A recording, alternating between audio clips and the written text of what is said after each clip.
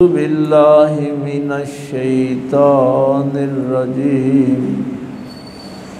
बिस्मिल्लाहिर्रहमानिर्रहीम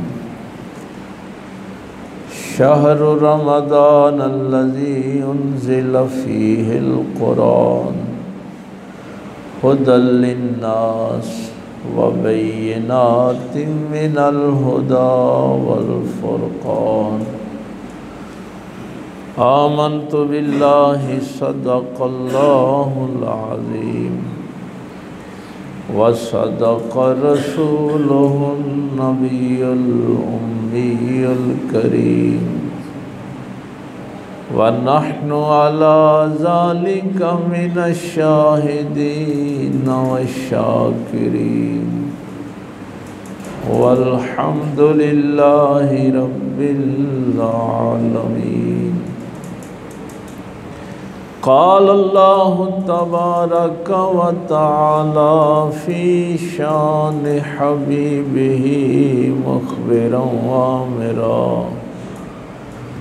इन्नल्लाहा व मलाइकतहू युसल्लूना अलन नबी या अय्युहल्लज़ीना आमनू सल्लू अलैहि व सल्लिमू तस्लीमा। अल्लाहुम्मा सल्लि अला सय्यिदिना मौलाना मुहम्मदिन व अला आलि सय्यिदिना मौलाना मुहम्मदिन व बारिक अल्लाहुम्मा सल्लि अला सय्यिदिना मौलाना मुहम्मदिन व अला आलि सय्यिदिना मौलाना मुहम्मदिन व बारिक वसल्लम। अल्लाहुम्मा सल्लि अला सय्यिदिना मौलाना मुहम्मदिन व अला आलि सय्यिदिना मौलाना मुहम्मदिन व बारिक वसल्लम।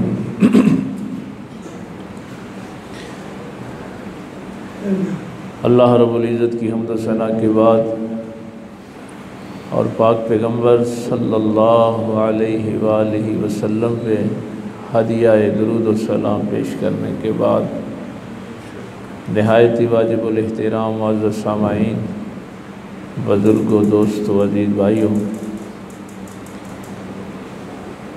गिनती के दिन आहिस्ता आहिस्ता अपने इख्तिताम की तरफ जा रहे हैं और आज तीसरा जुमातुल मुबारक इस रमज़ानुल मुबारक का बहुत से वाक़यात हैं। ग़ज़वाए बदर 17 रमज़ानुल मुबारक को, फिर मुसलमानों की, मोमिनों की माँ अम्मा आयशा सिद्दीक़ा रज़ी अल्लाह ताला अन्हा का विसाल, और फिर 19 रमज़ानुल मुबारक को मौला अली सरकार पे वो कातिलाना हमला और 21 को शहादत, और फिर इसी 20 को फ़तह मक्का का अज़ीम शान वाक़या। तो ये ज़ाहिर है हर वाक़या ही गौर तलब भी है और बयान तलब भी है, याद दहानी भी ज़रूरी है। तो हम कोशिश ये करते हैं कि एक उसूल ऐसा बना लें जिससे हम तमाम लोगों की बारगाह में हदिया अक़ीदत जो है वो पेश कर सकें। बाद में जाके मैं इस पे तफ़सील अर्ज़ कर दूँगा इंशाअल्लाह, लेकिन इब्तिदा में एक जुमला ज़हन में रखना कि ये दो तरह के लोग हैं। एक हम हैं जो हर वक्त तलब शफ़ाअत में कि हमें क़यामत वाले दिन शफ़ाअत नसीब हो जाए। चूँकि कामयाबी जो है वो शफाअत के अंदर है, तो हम कहते हैं कि किसी तरह हमें शफाअत नसीब हो जाए, हमारी सारी तगोदो इसलिए। और एक वो हैं जिनको शफाअत का मनसब आता हुआ है। तो ये ग़ज़वा बदर वाले हों, ये फ़तह मक्का वाले हों, ये 21 रमज़ानुल मुबारक वाले मौला अली सरकार हों, ये अहले बैत हों, ये असहाबे बावफ़ा हों, ये वो हैं जिनको शफाअत का मनसब मिला है। और हम वो हैं कि जो इनसे शफाअत तलब करते हैं। दुरूद भी शफाअत है। ये जो आप नमाज में दुरूद पढ़ते हैं, ये भी शफाअत के। बहरहाल ये मौज़ूआत तो बड़े तफसील तलब होते हैं। मैंने पिछले जुमे जो बात जहाँ से बात ख़त्म हुई थी कि एक बंदा मोमिन जब या अय्युहल्लज़ीना आमनू पढ़ता है तो उसकी एक कैफियत बनती है,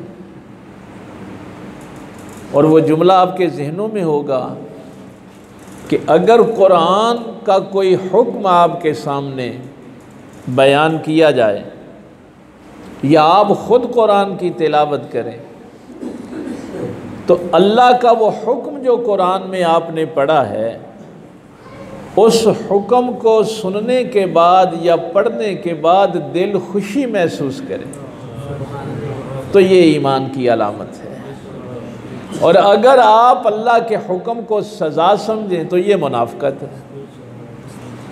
ये मुनाफ़क़त है कि अल्लाह का हुक्म और आप अपने लिए तंगी महसूस करें। तो यहाँ तक हमारी गुफ्तगू पहुँची थी। देखिए, कुरान तो ज़ाहिर है, ये सारा कुरान, ये मैं एक उसूली बात आपको अर्ज़ कर दूँ, ये सारे कुरान का जो फ़हम है वो सिर्फ़ मेरे पैगंबर के पास है।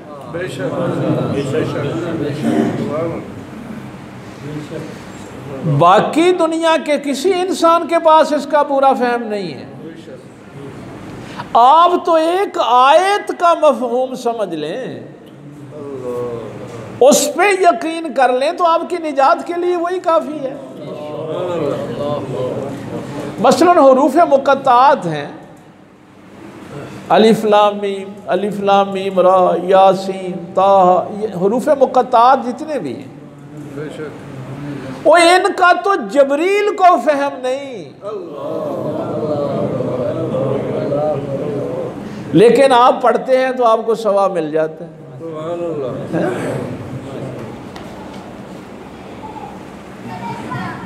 अब कौन है जो कुरान पढ़ेगा तो खुशी महसूस करेगा? ये एक कज़िया था जो मैंने पिछले जुमे जिसकी बुनियाद रखी थी। कौन है जिसके दिल में कुरान का हुक्म सुनने के बाद खुशी पैदा होगी? ये वो शख्स है जो कुरान पर एतबार करता है।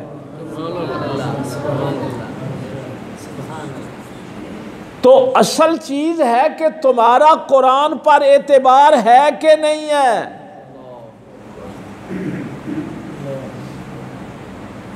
ये कैसे हो सकता है कि तुम्हारा कुरान पर एतबार हो और कुरान का कोई हुक्म आए और तुम अपने दिल में तंगी महसूस करो? ये कैसे हो सकता है? तो ये इस बात की निशानी है, जो तंगी महसूस करता है उसका कुरान पर एतबार नहीं। अब ये एतबार कायम करना है। जब तुम कुरान पे एतबार करोगे तो कुरान तुम पे एतबार करेगा।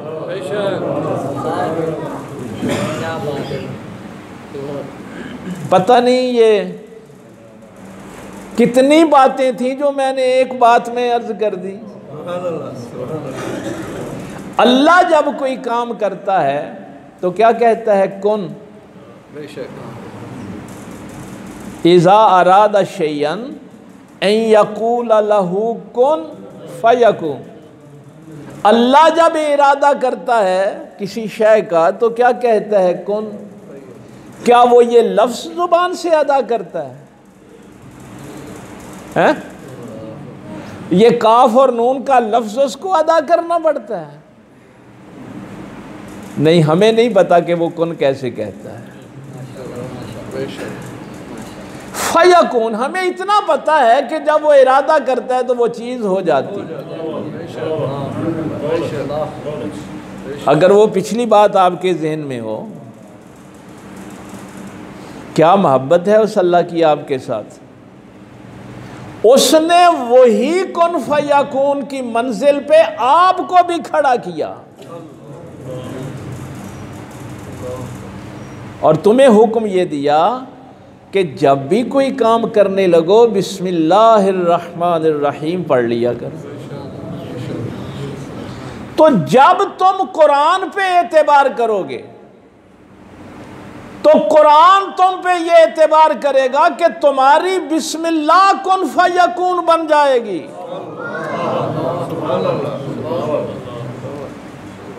कितने वाक़यात तारीख में आप सुनते हैं कि बिस्मिल्लाह पढ़ी और दरिया ने रास्ता दे दिया। कितने तारीखी वाक़यात हैं। मैं तो कहा करता हूं कि आप अपने घरों में, लेकिन पहले बात यह है कि एतबार तो करके देखें इस कुरान पे। अपने घर की बड़ी से बड़ी मुश्किल पे आप बिस्मिल्लाह को कुन फयकून के तौर पे इस्तेमाल करें। लेकिन ये नहीं हो सकता कि आप कुरान पे एतबार ना, वैसे पढ़ता रहें, क़राअत करते रहें, एक बिस्मिल्लाहिर्रहमानिर्रहीम, एक आयत इस कुरान की तुम्हें किस मंजिल पे जाके खड़ा कर। ये तो नहीं है कि कुरान कहे कि तुम्हारे ऊपर रोजे फर्ज कर दी गई हैं तो तुम्हारा दिल जो है वो तंगी महसूस करे, तुम इबादत को सजा समझते हो। नहीं, दिल बाग बाग हो जाए। इसी की वजाहत मेरे पाक पैगंबर सल्लल्लाहु अलैहि वसल्लम जब फरमाते हैं, अल ईमानु मारिफतुम बिल क़ल्ब। ईमान क्या है? दिल की मारिफत का नाम है। ये दोनों अल्फाज जो हैं इन पे गौर करना है। छोटे छोटे जुमले हैं, लेकिन मेरे पाक पैगंबर सल्लल्लाहु अलैहि वसल्लम का एजाज़ ये है कि सारी ज़िंदगी उन पे बहस करते रहें।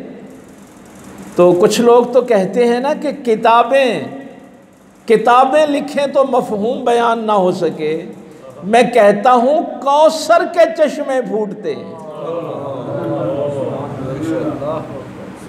मारिफतुम बिल क़ल्ब, दिल की पहचान का नाम ईमान है, इल्म का नाम नहीं, मारिफत का नाम है। ये नहीं कि जानने का नाम ईमान, पहचानने का नाम ईमान है। और पहचान, अच्छा हम किससे पहचानते हैं? हम तो इन आंखों से पहचानते हैं। और भाई हम अपने ये चेहरों का फ़र्क आंखों से ही करते हैं ना। बड़ा करेंगे तो आवाज़ सुन के करेंगे। इस ज़मानो मकाम में, इस टाइम एंड स्पेस में तो यही है पहचान के लिए अल्लाह ने आंखें दी। तो इन आंखों से तो मैं मादी चीज़ों को पहचान सकता हूँ। जो चीज़ें मादे से वरा हैं, जो ज़मानो मकाम में नहीं है, उनको पहचानने के लिए अल्लाह ने आंखें नहीं दिल दिया है।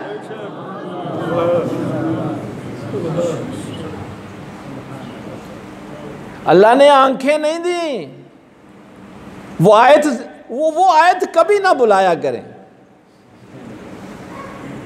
ला तामल अबसार, ये आंखें अंधी नहीं होती, वलाकिन तहमल कुलूबुल लती फिस सुदूर, वो तो सीनों के अंदर दिल हैं जो अंधे हो जाते हैं। जब आप अल्लाह के हुक्म को सजा समझते हैं तो दिल अंधा होता है, ये आंखें अंधी नहीं होती।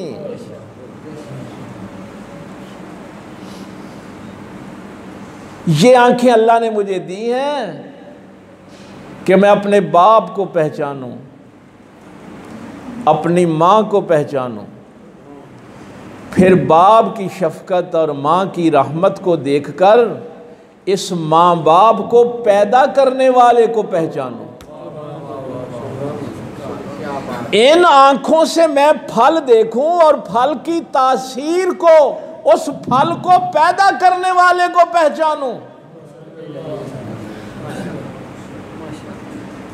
भाई इन आंखों से ईमान नहीं पहचाना जाता। मारिफतुम बिलक़ल्ब, क्या समझे? ये ईमान का वैसे डिक्शनरी में जो माना है ना, लुगत में, मौजम में, वो है किसी बात पे दिल में गिरा बांध लेना, किसी भी चीज़ की दिल में गिरा बांध लेना, इसको लुगत में ईमान कहते हैं। तो वो गिरा तो आप बातिल पे भी बांध सकते हैं, हक पे भी बांध सकते हैं, झूठ पे भी तो गिरा बांध लेते हैं ना, हैं? सच पे भी गिरा बांध लेते हैं। इसलिए यहां ईमान नहीं है, अल ईमान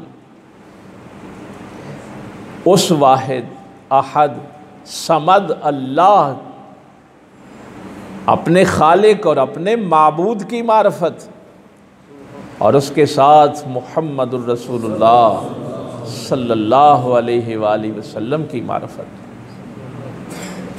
और फिर उस दीन की मारफत, उस निज़ाम की मारफत जो पाक पैगंबर सल्लल्लाहु अलैहि वसल्लम लेके आए, वो शरीयत जो अल्लाह ने हुजूर के ज़रिए हम तक पहुँचाई,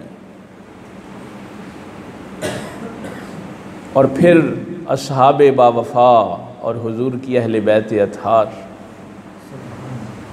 ये है वो दायरा।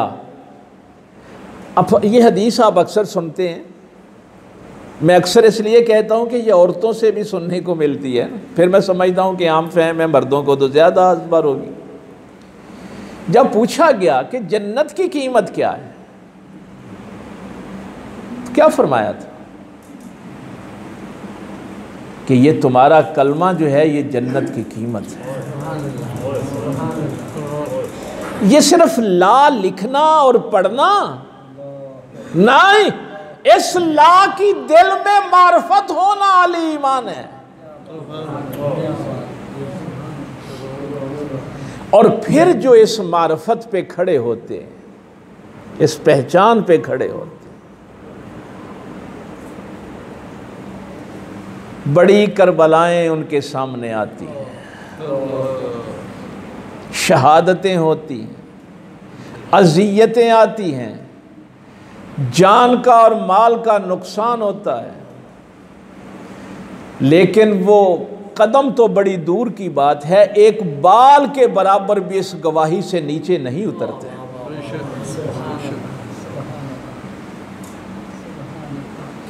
आमाल का नाम जन्नत नहीं है, ईमान का नाम जन्नत है। उस मार्फत का जो आपको अल्लाह की मार्फत हासिल है, रसूलुल्लाह सल्लल्लाहु अलैहि वसल्लम की मार्फत हासिल है, और उनके लाए हुए निज़ाम पे यकीन है। कौलुम बिल लिसान,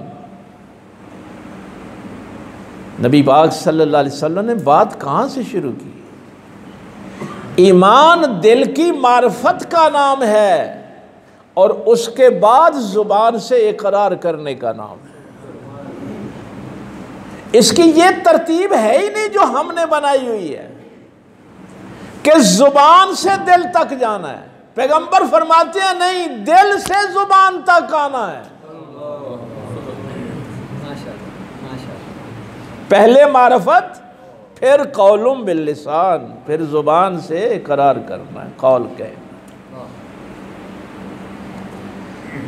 व अमलुम बिल अरकान, और फिर तेरे सर के बालों से लेके पाँव तक, तेरी पलकों की जुम्बश, तेरी आँख की हरकत, तेरी ज़ुबान, तेरे होंठ, तेरे हाथ, अंदर से बाहर तक जिस्म का एक एक उज़्व जो है वो उस निज़ाम के ताबे हो जाए। ये है शहादत अल्ला इलाहा इल्लल्लाह वहदहु ला शरीक व अशहदु अन्ना मुहम्मदन अब्दुहु व रसूलुहु। इसकी कीमत है जन्नत।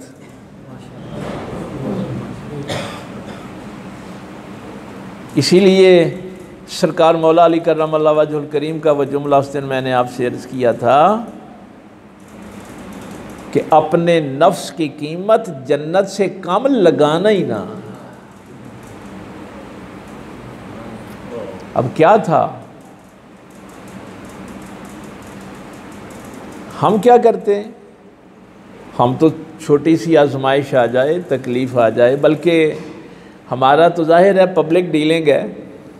कई बंदे आके पता है क्या कहते हैं, वो देखो जी नमाज भी पढ़ी दी है, कुरान शरीफ भी पढ़ी दा है,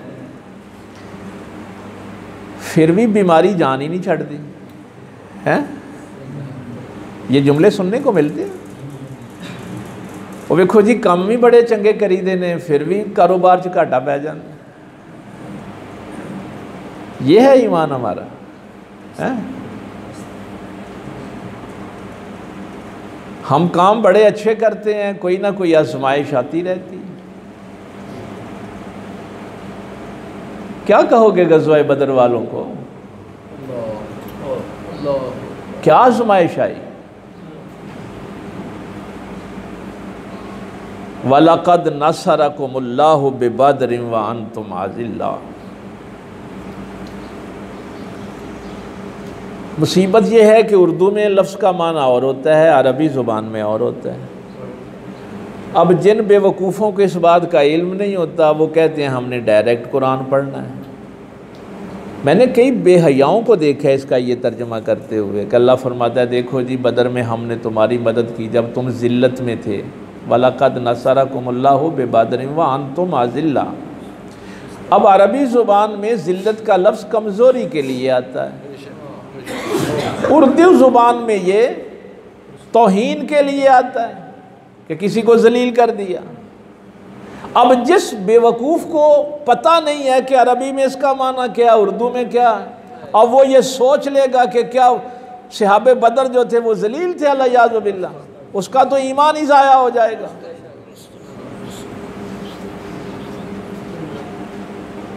जिब्रील बैठे हुए थे ना, तो अर्ज़ की या रसूलल्लाह सल्लल्लाहु अलैहि वसल्लम आपके असहाब में से सबसे अफजल कौन है। तो सरकार ने फरमाया मेरे बदर के सहाबा, जिन्होंने गज़वाए बदर में हिस्सा लिया। तो जिब्रील ने पता क्या कहा, जिब्रील ने कहा या रसूलल्लाह सल्लल्लाहु अलैहि वसल्लम आसमानों पे भी वही फरिश्ते ये इज़्ज़त वाले हैं जिन्होंने गज़वाए बदर में हिस्सा लिया था। ये शान है उनकी, ये इज़्ज़त है उनकी। तो अल्लाह फरमाता है कि हमने तुम्हें जब कमज़ोर पाया बदर में, इससे आगे वो आयात हैं कि 3000 फरिश्ते, फिर 5000 फरिश्ते। ये जो चौथे पारे का ये रुकू आपको सुना रहा हूँ ना, इसमें आगे यही है। सूरह अनफाल में तो 1000 फरिश्ते का जिक्र है। अब देखिए तादाद भी कम। अब हमारी तरह के होते तो जमा तफरीक लगाते कि वो 1000 हैं हम 313 हैं, हम क्या करेंगे। उनके पास असला है, हमारे पास असला भी नहीं है। उधर सारे नौजवान हैं, हम में से कुछ बूढ़े भी हैं, बच्चे भी हैं। क्या था, हफीज जलंधरी ने क्या खूबसूरत कहा था, न तेगो तीर पे तकिया, न खंजर पर न बाले पर, भरोसा था तो एक सादा सी काली कमली वाले का। आ जाए आजमाइशें आती हैं तो और हज़रत साद बिन उबादा रज़ी अल्लाह ताला अन्हु का वो खुतबा मेरे नौजवान उसको ज़रूर पढ़ा करें। या रसूल अल्लाह सल्लल्लाहु अलैहि वसल्लम, आका हम कोई मूसा की कौम नहीं है कि हम कहेंगे कि मूसा जा तू और तेरा खुदा जाके लड़े। हम आपके गुलाम हैं, आपके उम्मती हैं। कभी अपने घरों की तरफ पलट कर भी नहीं देखेंगे कि हमारे बीवी बच्चे पीछे क्या करेंगे। हुक्म तो दें हमें समंदरों में कूदने का। तुम कहते हो नमाजें पढ़ते हैं तो फिर कोई ना कोई चोट लग जाती है, कोई परेशानी आ जाती है, कारोबार में कमी हो जाती है। इनको शफात का मनसब को अल्लाह ने ऐसे ही अता कर दिया। सिद्दीकीन, शुहदा, सालिहीन, भाई बड़ा मनसब तो मेरे पाक पैगंबर सल्लल्लाहु अलैहि वसल्लम के पास है ना। बाकी सब नबी, सिद्दीक, शुहदा, औलिया हुजूर की इजाज़त से आगे शफात करें। क्यों? ये ईमान के उस दर्जे पे थे कि जितनी जी चाहे अज़ियतें आईं। यार मुझे ये बताएं कि बेवा औरत हो, दो ही बच्चे उसका सहारा हो, और वो अपने घर में इसलिए रो रही हो कि आज तुम्हारा बाप जिंदा होता तो नबी पे कुर्बान होने के लिए जाता। और फिर वो 10-11 साल के बच्चे तलवारें दे के भेज दिए नबी के पास। हम तो इस जिंदगी को बचाने के सहारे तलाश कर रहे हैं ना। उस मेरी मां जैसा ईमान हमारे सारे मर्दों के पास भी नहीं है।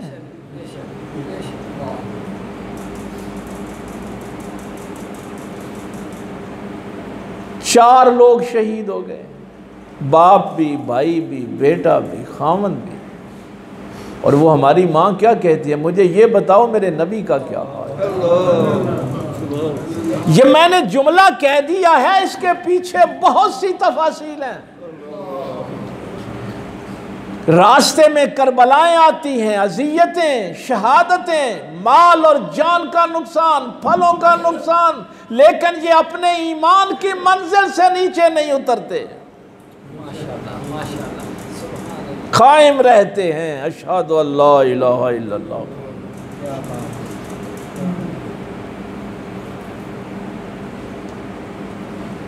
अब फिर वक्त कम रह जाता है, मेरी वो नज़र घड़ी पे पड़ जाती है।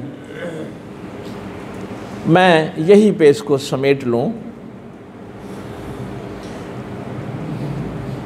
अब हमारा और उनका फ़र्क क्या है?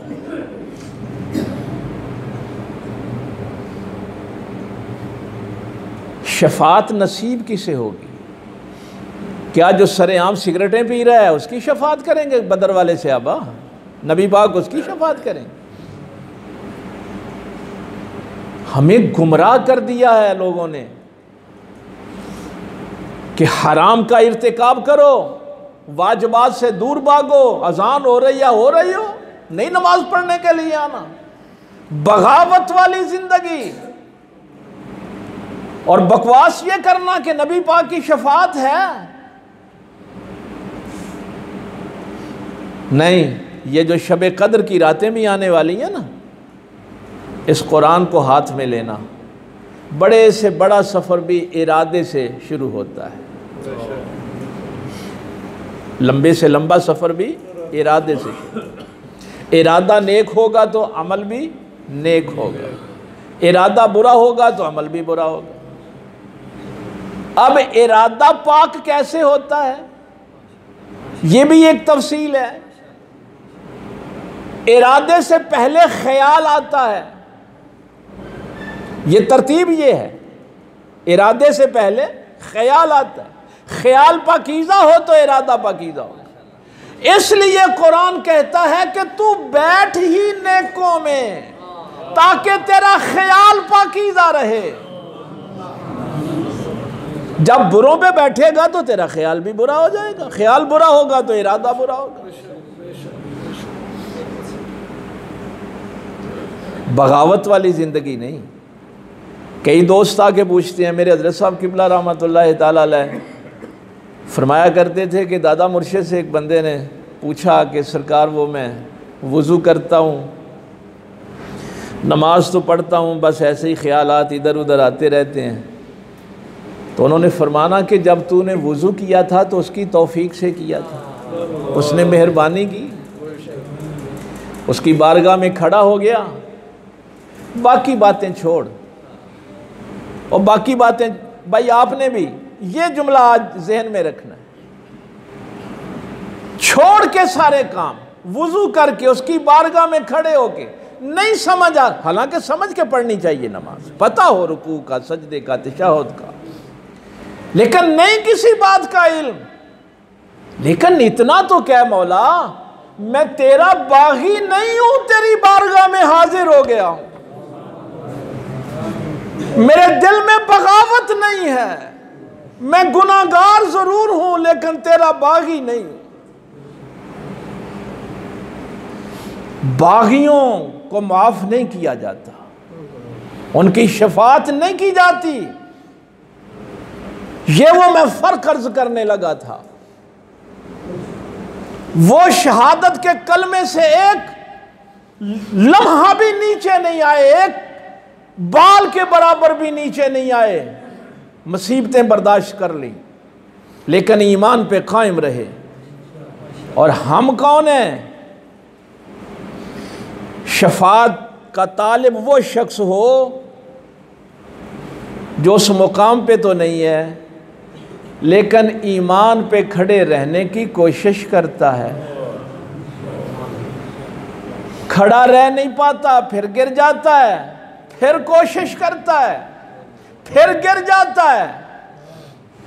ये जो उस ईमान पे खड़े रहने की कोशिश करता है, अल्लाह उनको कहता है इनका हाथ थाम कर इनको बचा लो।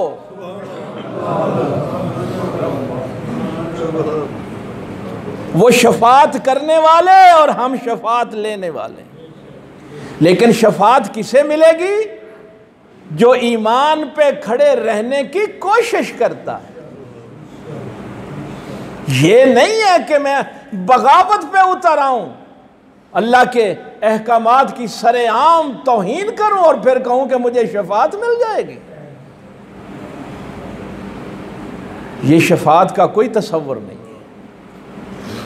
मैं उस मंजिल पे नहीं था तो अल्लाह ने ये मेहरबानी की कि मुझे शफ़ीउल मुज़निबीन पैगम्बर अता फरमाए, सिद्दीकीन अता फरमाए, शुहदा अता फरमाए, सालिहीन अता फरमाए। कोशिश करते रहना है, जब भी हालात की वजह से कभी गिर जाएं तो उठ के रुख फिर मदीने की तरफ कर लेना। इरादा कभी मुतज़लज़ल होने लगे तो ये जो मैं अर्ज़ कर रहा था कि शब कद्र 21, 23, 25, 27, 29 इन रातों को जागें। कुरान नाजिल हुआ है शब कद्र का। ज़ुबान से दुआ नहीं पढ़नी, दिल से इरादा करना है। सूरह अनकबूत की तिलावत, सूरह रूम की तिलावत, सूरह लुकमान की तिलावत, सूरह कद्र की तिलावत, ये वो सूरे हैं जिनका शब कद्र को खुसूसी हुक्म दिया गया। अपने अल्लाह से दिल से ये बात करनी है, मौला मैं हराम से बचना चाहता हूं, मेरी मदद फरमा। जिन जिन चीजों को तूने हराम किया है मैं इरादा कर रहा हूं, मैं बचना चाहता हूं, तू मुझे तौफीक दे, मुझे बचा ले। जुबान से नहीं पढ़ना, दिल से इरादा करना। या अल्लाह मैं तेरे वाजिबात अदा करना चाहता हूँ, मैं नमाज, रोज़ा, हज, ज़कात, वालिदैन की खिदमत, रिज़्क़ हलाल, मैं तेरे सारे वाजिबात अदा करना चाहता हूँ, मेरी मदद फरमा, मुझे तौफीक अता फरमा। इस इरादे के साथ ये शब कद्र की रातें गुजारें। बगावत वाली ज़िंदगी नहीं, ईमान पे खड़े रहने की कोशिश करें। कोई अली मिल जाएगा जो तुम्हारा हाथ पकड़ के तुम्हें जन्नत में ले जाएगा। कोई पैगंबर का सहाबी मिल जाएगा जो तुम्हारा हाथ पकड़ के तुम्हें जन्नत में ले जाएगा। कोई शहीद मिल जाएगा जो तुम्हारा हाथ पकड़ के तुम्हें जन्नत में ले जाएगा। अल्लाह ने तो बड़े बंदोबस्त किए हैं तुम्हें बचाने के लिए, लेकिन बगावत की ज़िंदगी कभी नहीं गुजारनी। बाकी ये 20 तारीख़ को एतिकाफ़ जो है ये सुन्नत मौक़दा किफ़ाया है। महल्ले में से कुछ लोग अगर 1-2 भी बैठ जाएंगे तो सबकी तरफ से अदा हो जाएगा, वरना सब गुनाहगार होंगे। और ये पता है आपको, मैं हर साल कहता हूँ कि कोशिश करें कि मोबाइल घर छोड़ आएँ हैं, और वो बच्चे भी ना बैठें जिनको मार्फत नहीं है एतिकाफ़ की, जिनको हया नहीं है मस्जिद की। जो मस्जिद की तौहीन करते हैं वो उल्टा अजाब लेके जाते हैं। 2 हज और 2 उम्रों का सवाब है। और अल्लाह ताला ने ये चीज़ हमें पता है अता क्यों की? जब नबी पाक सल्लल्लाहु अलैहि वसल्लम तन्हाई में गारे हिरा में बैठते थे तो अल्लाह को वो कैफियत बड़ी पसंद है। 2 हज और 2 उम्रों का सवाब। औरतें जो हैं अपने घरों में वो जगह मखसूस कर लें। 20 वाले दिन रोज़ा जो है वो आपने मस्जिद में खोलना है, और चाँद जब नज़र आ जाए तो फिर आपने इतिकाफ़ से उठना है। कोई गैर ज़रूरी बातें नहीं करनी। अपने आप को अल्लाह के सामने हाजिर करना है, अपने गुनाहों की मग़फ़रत तलब करनी है। और ये जुमला मैं अक्सर कहता हूँ जो इतिकाफ़ वाले मेरे पास आते हैं कि क्या कैफियत होती है जब नमाजी नमाज पढ़ के अपने अपने घरों को जा रहे होते हैं तो एतिकाफ़ वाला कहता है मौला देख मैंने तेरी खातर अपना घर भी छोड़ दिया, अपने बीवी बच्चे छोड़ दिए, ये सारे नमाज पढ़ के घरों को जा रहे हैं, मैं तो तेरी बारगाह में बैठा हूँ। तो आम जो मैंने ये अर्ज़ किया है ये जुमला हमेशा हर नमाज के साथ ज़रूर कहा करें। हर नमाज के बाद सर बसजूद हो के अल्लाह से कहें मौला करीम मैं गुनाहगार ज़रूर हूँ लेकिन मैं तेरा बागी नहीं, मैं हाज़री के लिए आ गया हूँ, मेरी हाज़री लगवा ले, मेरी हाज़री कबूल कर ले। अल्लाह ताला अमल की तौफ़ीक दे। व आखिर दावाना।